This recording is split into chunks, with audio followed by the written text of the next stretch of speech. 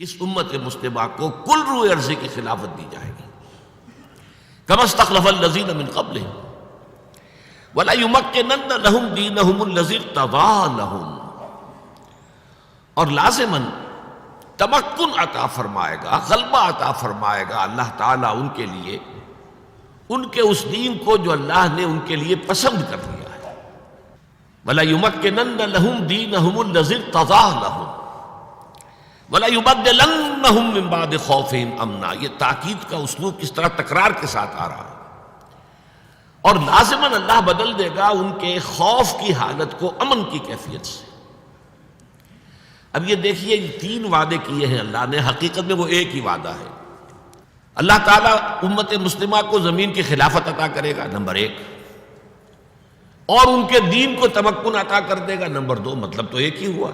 جب مسلمانوں کو خلافت نہ عطا ہو جائے گی، حکومت عطا ہو جائے گی، تو ظاہر بات ہے کہ ان کے دین کو تمکن عطا ہو جائے گا، اور ان کے خوف کی کیفیت کو امن سے بدل دے گا. پھر وہی بات ہے، اس لیے کہ ظاہر بات ہے کہ جب حکومت ان کی اپنی ہوگی تو پھر ظاہر بات ہے خوف کی کیفیت نہیں ہے. تو گویا کہ یہ وہی ایک تو جو گرامر کے اعتبار سے تاکید کا اسلوب ہے، نون مشدد لام مفتوح، لا یستخلفنہم ولا یمکننہم لہم ولا یبدلنہم، اور یہ کہ تین مرتبہ اس کو دہرایا ہے مختلف اسالیب کے اندر.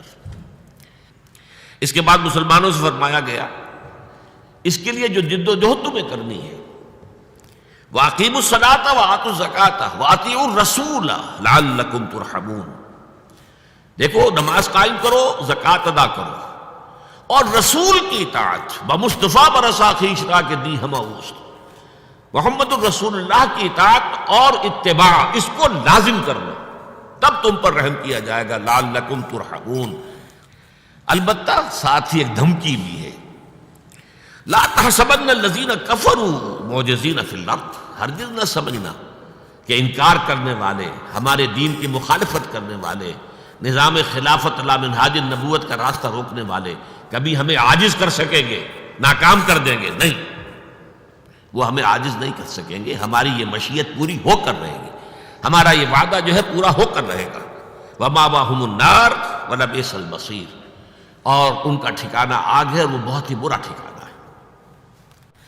دیکھیے یہ جو وعدہ مسلمانوں سے کیا گیا یہ سن 6 ہجری میں، اس وقت تک کیفیت کیا تھی؟ جزیرہ نما عرب میں ایک چھوٹا سا شہر مدینہ، اور اس میں چند ہزار مسلمان آباد. ساتھ ہی یہ ہے کہ ان کے اندر منافقین کا 5th کالمسٹ عنصر بھی موجود ہے.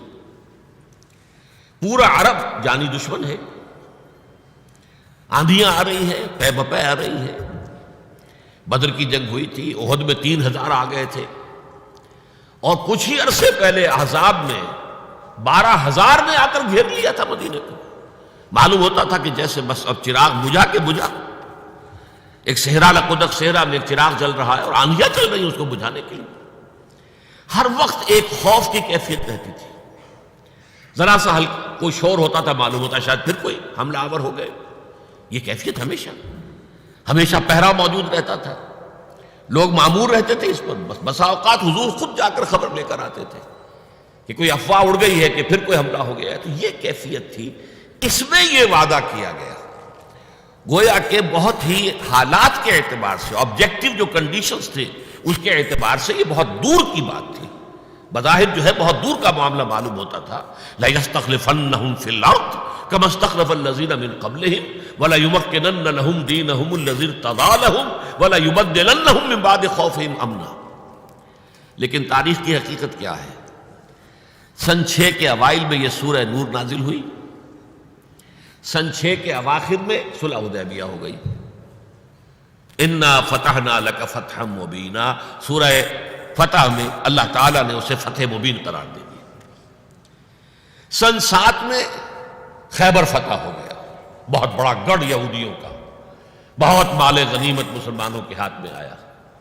ان کی یوں سمجھیے کہ اکثر لوگوں کے دل اندر دور ہو گئے، جو بھی ایک افلاس کی کیفیت تھی، احتیاج کی کیفیت تھی، ختم ہو گئی، فراوانی. سن 8 میں مکہ فتح ہو گیا. مکے کے فتح ہونے کا مطلب کیا تھا؟ گویا کہ جزیرہ نما عرب جو ہے وہ فتح ہو گیا، اس لیے کہ چاہے وہاں کوئی جزیرہ نما عرب میں کوئی فارمل حکومت نہیں تھی، لیکن یہ کہ بہرحال ایک صدر مقام کی حیثیت مکے کو حاصل تھی۔ یہ ان کا مرکز تھا، مذہبی اعتبار سے، ثقافتی اعتبار سے، تجارتی اعتبار سے، مالی اعتبار سے انہیں سیادت حاصل تھی۔ یہی وجہ ہے سورہ توبہ میں قریش کے بارے میں کہا گیا ہے ائمۃ الکفر فقاتلوا ائمۃ الکفر، ان کفر کے اماموں سے خلاف جنگ کرو۔ اب جب مکہ فتح ہو گیا تو گویا کہ جزیرہ نما عرب میں محمد الرسول اللہ صلی اللہ علیہ وسلم کی حکومت قائم ہو گئی۔ اب نوٹ کیجئے، جیسے حضرت داؤد کی حکومت کو قرآن نے خلافت قرار دیا، یا داؤد انا جعلناک خلیفۃ فی الارض، اسی طرح یہ چند سال جو ہیں حضور کی حیات طیبہ کے، میرے نزدیک فتح مکہ کے بعد سے لے کر آپ کے وصال تک، اس میں آپ کی حیثیت جزیرہ نما عرب میں خلیفۃ اللہ کی تھی۔